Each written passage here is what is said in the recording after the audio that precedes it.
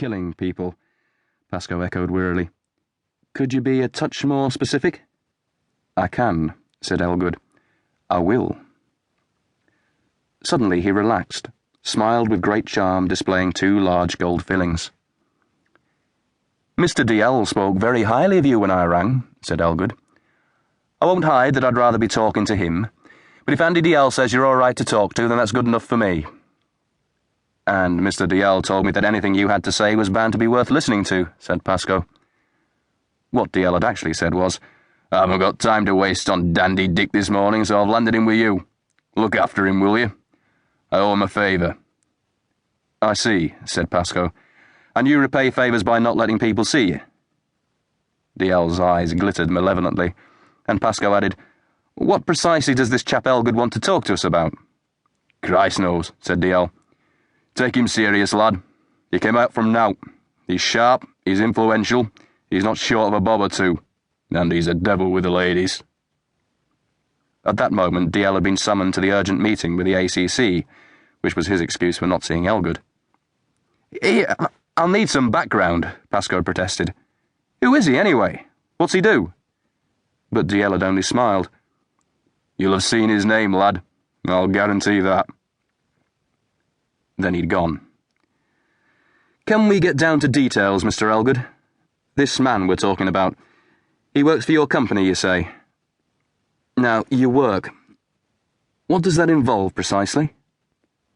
My work, said Elgood. I'll tell you about my work. I went into the army at 18 and went off to look at the world through a rifle sight. Well, when I came out, I put a bit of cash together, and I had a mate. We put our heads together to try to work out what would be best to do. In the end, we settled on something to do with the building trade. So you went into building, said Pascoe, with a sense of achievement. Did I, buggery? Protested Elgood. Me and me mate stumbled on this little business just about closed down. They made potware. Mainly them old jug and basin sets. You'll likely have seen them in the antique shops. Jesus, the price they ask makes me weep. Elgood ware, exclaimed Pascoe. On the lavatory bowls, I've seen it. I've no doubt you have if you've been around these parts long enough to pee, said Elgood smugly. Lavs, wash basins, baths, sinks, we did the lot. We expanded like mad. Then, to cut a long story short, we got taken over.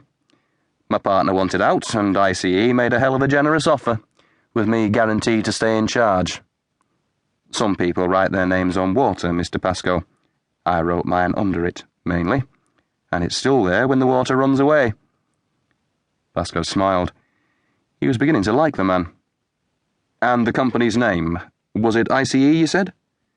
Industrial Ceramics of Europe, that means, said Elgood. The UK domestic division's my concern. Brand name Perfecta. Of course, said Pascoe. I've driven past the works. And it's there that these, killings are taking place. I never said that. But he's there. He.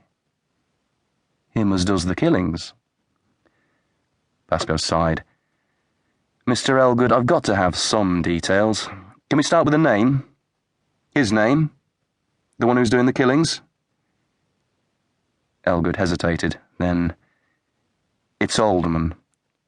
Patrick Aldermann. Patrick Aldermann stood in his rose garden, savoured the rich bouquet of morning air, and counted his blessings. There were more than a dozen of them. It was one of his favourite HTs, but there were many close rivals. Doris Testerman, so elegantly shaped, glowing in rich tangerine, Wendy Cussons, wine red and making the air drunk with perfume. In his early 30s, Patrick Aldermann presented to the world a face unscarred by either the excoriant lavas of ambition or the slow leprosies of indulgence. It was a gentle, almost childish face. His daughter appeared on the terrace and shouted shrilly, "Daddy, Mummy says I'll be late and Miss Dillinger will be unpleased with me." Aldermann smiled. Miss Dillinger was Diana's teacher at St. Helena's, a small private school. Miss Dillinger's expression of displeasure, "I am unpleased," had passed into local moneyed middle-class law. Normally, Daphne Aldermann drove her daughter to school in her own VW Polo, but 2 days earlier it had been scratched.